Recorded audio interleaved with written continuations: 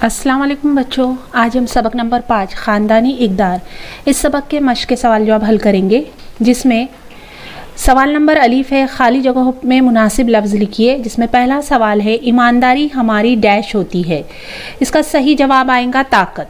दूसरा सवाल है समाजी ज़िंदगी में हर किसी को डैश की ज़रूरत होती है, सही जवाब लिखेंगे आपसी ताउन की ज़रूरत होती है।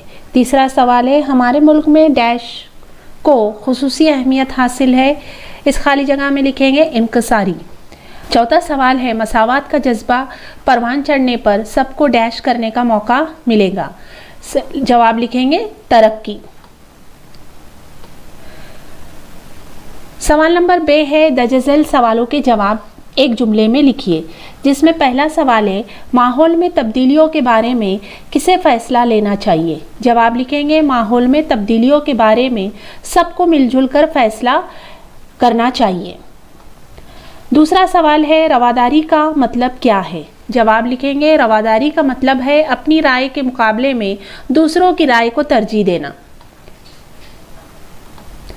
तीसरा सवाल लिखेंगे मसावात मर्द-ओ-ज़न का मतलब क्या है, जवाब मसावात मर्द-ओ-ज़न का मतलब है कि लड़का और लड़की में इम्तियाज़ ना बरतते हुए दोनों को एक जैसा समझना। सवाल है मर्दों और औरतों की मसावी ज़रूरतें क्या है, जवाब लिखेंगे ग़िज़ा, लिबास, मकान, सेहत और तालीम मर्दों और औरतों की मसावी ज़रूरतें हैं। सवाल नंबर जीम लिखेंगे दर्जज़ैल सवालों के मुख्तसर जवाब लिखिए। जिसमें पहला सवाल है ख़ानदान में फ़ैसला लेने के अमल में आप किस तरह शामिल होते हैं, जवाब लिखेंगे घर में किसी चीज़ का फ़ैसला करते वक्त एक दूसरे से पूछते हैं, आपस में बातचीत करके सबके लिए काबिल कबूल फ़ैसले किए जाते हैं। इस तरह हम सब ख़ानदान में फ़ैसला करने के अमल में शामिल होते हैं। दूसरा सवाल है इसमें रवादारी का जज्बा किस तरह पैदा होता है, जवाब अपने दोस्तों या सहेलियों में कभी कभी इख्तलाफ भी पैदा हो जाता है।